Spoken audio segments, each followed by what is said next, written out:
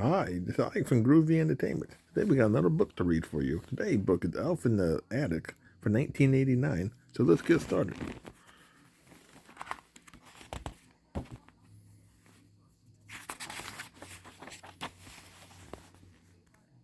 Gordon's mother, Flo, switched off the vacuum cleaner. Gordon, when are you going to clean up your room? But hey, the guy and me was just going out to play a game of skeet ball, whined Gordon. Four room. No, your room is a disaster, Gordon, said Bob. Gordon Dad, you had better do what your mother asked. The forklift is in the garage ready to go. I just gassed it up yesterday. That's all you ever want me to do around here, complained Gordon.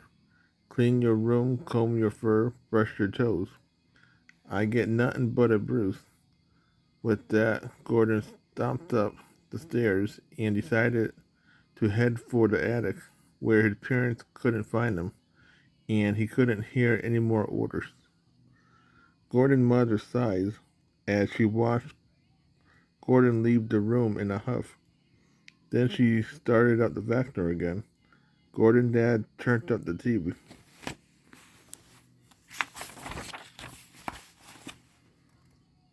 Gordon slammed the door to the attic. He pulled up an old chair and sat down. Nag, nag, nag. Is that all parents do? I'm just going to sit up here forever, where no one will find me, he said to himself. They'll be sorry they yelled at me. I'll bet they'll miss my face so much they'll beg me to come back to brighten their day if they can find me. Gordon was very angry at his parents. He was determined to stay up in the attic until they came to their senses and realized a good game of skeet ball was more important than a clean room. But soon he got tired of sitting in the dirty old chair, so he looked out the window and played cat in the cradle with an old piece of string.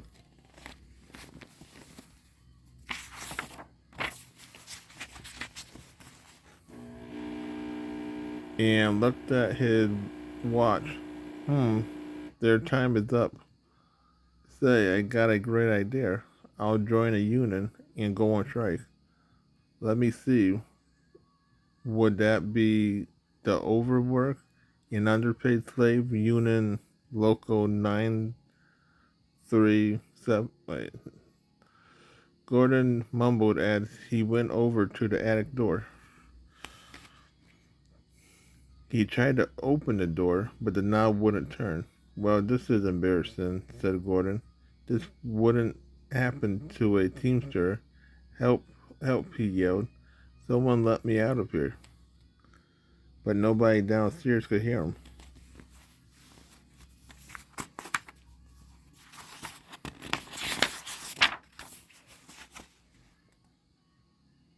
Gordon grunted as he tugged and pulled at the doorknob. Suddenly, just as he gave a big tug, the knob came right off out of the door. Gordon tumbled across the room. Well, this is just great. I have got to stop working out twice a year. It's too much. I don't know my own sense. I amazed myself, huh? Then Gordon looked down at the doorknob in his hand. Now, how was he going to get out? Gordon went back to the attic window and looked out. In the next yard, he saw his brother, Curtis, playing skeet ball with a group of friends. No problem, Gordon said. Maybe I can get Curtis' attention. He started jumping up and down and waving his arms.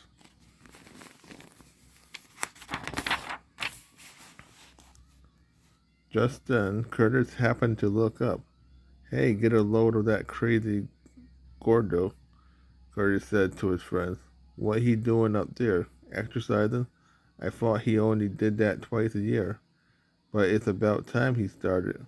Last time we played skeet ball, all he wanted to do was lay on the base and call a timeout for fish for fillet. Soon the boys got tired of watching Gordon jump around at the windows and went back to their game. After a few minutes of frantically waving, Gordon was exhausted and slumped down on the floor. That didn't work. I guess I'll have to do Plan G. Let's see now. What is Plan G? He thought for a moment. I know. I'll write my own ransom note. He found an old broken piece of pencil between the floorboards and a scrap of paper and began to write. To whom may concern, am trapped in the attic. Huge reworked all fish fillet you can eat for rescuing me. Inquire after reward from Mr. or Mrs. Sincerely Gordon.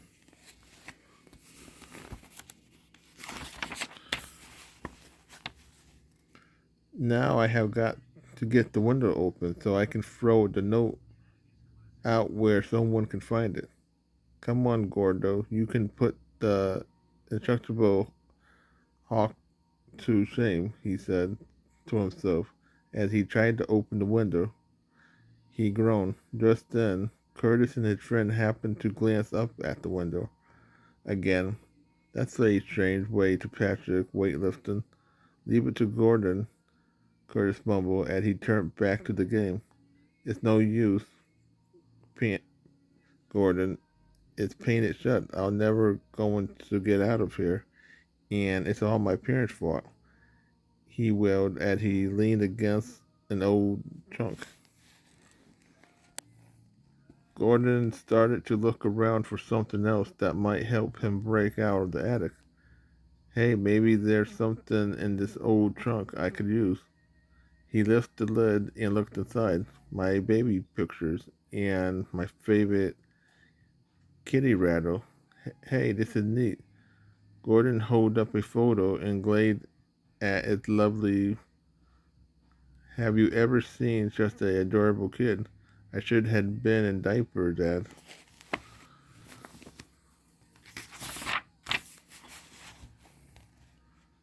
Ah, yes, here's the bright sun learning how to crawl, showing a very high degree of intelligence. No doubt, Gordon chuckled. There's Mom chasing after me. She never let me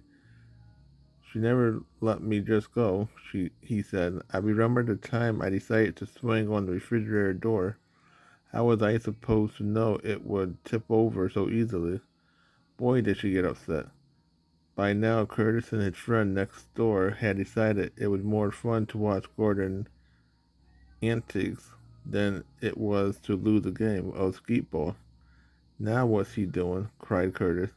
I don't believe it. He's sucking his thumb. He must have overdone his exercise. Back in the attic, Gordon was still going through old photos. He had forgotten he was still locked in. Yo, an action shot. The kid is sampling some of Mom Biscotti and Cat Ball. I see. It looks like Dad got in the line of fire. There. This picture must have been taken after he took the biscotti out of his nose and he still smiling. Much had been cuter than I thought I was. Ha, I killed me.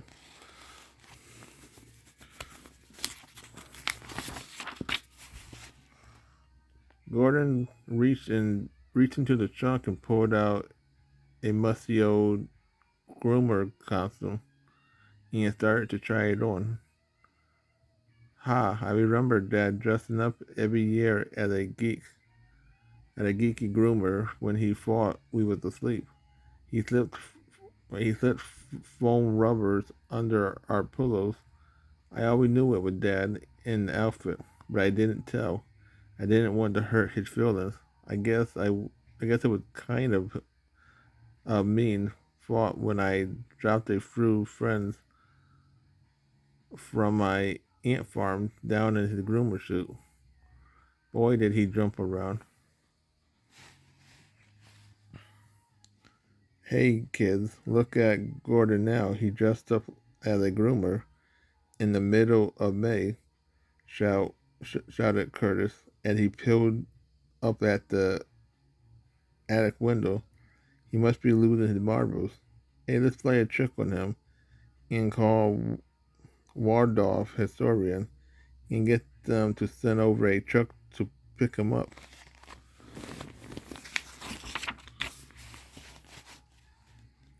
Ha, here's my baseball cap and gloves, said Gordon as he continued to ramble through the trunk.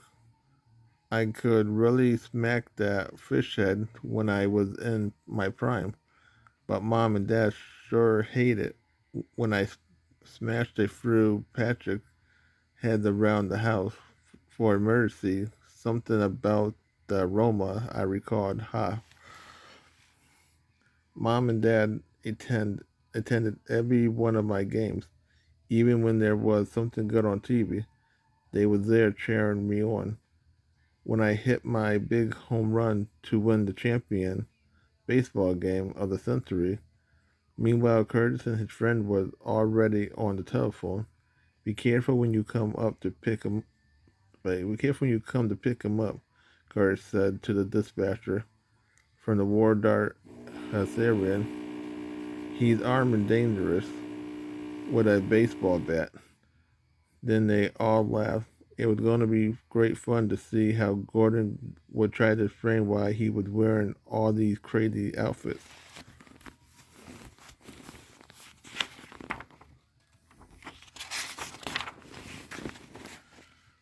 You know, thought Gordon to himself, Mom always made my favorite dishes. Kitty, kitty croquettes, kitty casserole, and Dad never too busy for a quick game of catch the hairball in the backyard. I guess they hadn't turned out to be so bad after all, especially having someone as interested as me around. Gordon was thinking about his parents and about how good they had been to him all these years. Just then he heard someone come up the attic stairs. He ran over to the door and started to shout, "Help me, let me out." The door swung open wide and walked in his mother.